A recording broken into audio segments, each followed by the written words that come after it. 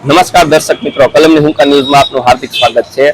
આપણે વાત કરવી છે જંગલેશ્વર વિસ્તારમાં જે શ્રમ લોકો રહે છે નદીના કાંઠે, જ્યાં એકતા સોસાયટી આવેલી છે અને એકતા સોસાયટીમાં 15 દિવસની નોટિસ આપેલી હતી સરકાર દ્વારા, જે ગેરકાયદેસર બાંધકામ કરીને રહે છે તેમને કે 15 દિવસની અંદર જો આ મકાન ખાલી કરવામાં નહીં આવે તો સરકાર દ્વારા આ જગ્યામાં આ એકતા સોસાયટીનું ડિમોલેશન કરવામાં આવશે, જેને લઈને અહીંયા માણસો રજૂઆત કરવા આવ્યા છે સરકારને।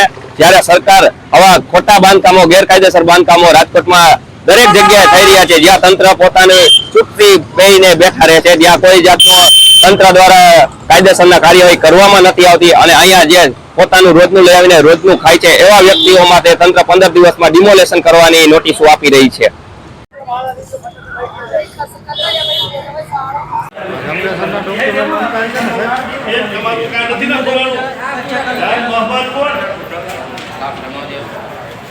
બેન, આપનું નામ? મારું નામ શબનમ મકરાણી। શબનમ બેન, અહીંયા શું સમસ્યા છે ને શું તમે અહેવાલ રજૂ કરવા આવ્યા છો? અહીંયા અમે રજૂઆત કરવા આવ્યા હતા કે અમને નોટિસ ફટકારવામાં આવી છે કે અમને મકાન બદલે મકાન આપો ને કામને અહીંયા રહેવા દો। અંદાજે કેટલા દિવસની નોટિસ આપી છે આપને? અમને અંદાજે 15 દિવસની મુદત દીધી હતી કે 15 દિવસમાં ખાલી કરી દેજો મકાન। ખાલી ના કરો તો શું એને માટે પગલાં લેશે? એમ કીધું કે ખાલી નહીં કરો ને તો અમે બુલડોઝર ફેરવી દેવું। બુલડોઝર ફેરવી દેશે? આપ શું કામ કરે છે આપના ઘરવાળા? કે ઘરવાળા રિક્ષા હાકે છે ને અમે મધ્યમ વર્ગના માણસો છીએ, 300 રૂપિયામાં દાડીએ કામે જાય છે। અમે અહીંયા મકાનના ભાડા 5-5 હજાર રૂપિયા ભરી ન હગી ને અમે ગરીબ માણસો છીએ, અમે ક્યાં જઈએ? અમને કા સહાય આપો કાંઈક ને કા કોટર આપો। આપ શું કહેવા માંગો છો બેન? મારે એ તો કહેવાનું છે કે અમને કોટર આપી અને અમે 5000 ભાડું ભરી શકતા નથી સાહેબ, ક્યાં અમારે રહેવા જવું? અમારું મકાન ખાલી કરાવે તો એના માટે અમે ક્યાં રહેવા જઈએ? ભાડું રાખતા ક્યાંય ભાડે મળતું નથી અમને અત્યારે મકાન, ને 15 દિવસનું અમને કીધું હતું, એના માટે અમે રજૂઆત કરવા આવ્યા હતા। અને બધા ડોક્યુમેન્ટ અમારી પાસે બધા ટાઇટલ ક્લિયર છે તો બી મફતિયું કહે છે કે મફતિયું છે, અમારી પાસે બધું ડોક્યુમેન્ટ છે, પૂરેપૂરા પુરાવા છે અમારી પાસે। એટલે તમારી માંગ અત્યારે એક જ છે ને, વિકલ્પ આપે? અમે જવાબ ઘરની સામે કરી દઈએ। હેરાન થઈ અમે 10 વર્ષથી અહીંયા રહી છીએ, પછી આમે અમને કઈ મળવું તો જોઈએ ને, બધા ડોક્યુમેન્ટ અમારા બધાને અહીંયા જ, તો પછી કઈ મળવું તો જોઈએ। એના માટે થઈને જ આવ્યા અહીંયા અમે જેટલા રહીએ છીએ ને બધા મધ્યમ વર્ગ વાળા છે, 500 રૂપિયા દરરોજના કામે છે ને દરરોજ ગુજરાન હલાવે છે।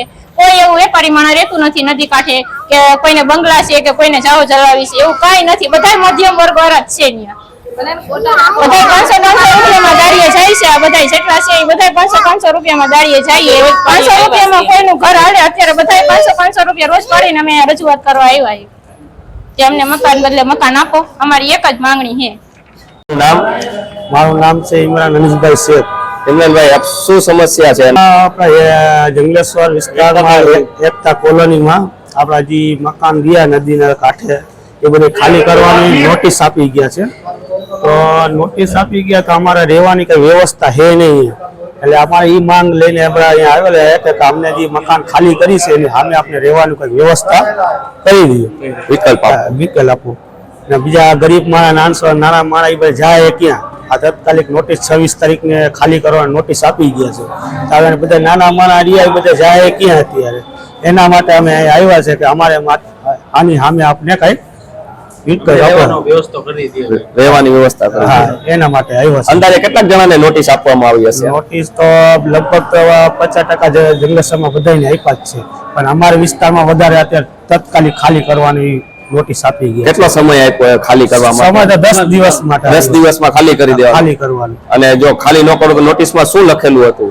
નોટિસમાં એવું છે કે 10 દિવસ નકર અમે પાડી નાખશી ને એવું બધું નોટિસમાં લખ્યું। 10 દિવસમાં જો ખાલી ના કરો તો પાડી નાખશી। અમને એ જ કહેવા માંગીએ છીએ કે અમને મકાનની બદલે કંઈક રહેવાનું વ્યવસ્થા કરી દઈએ।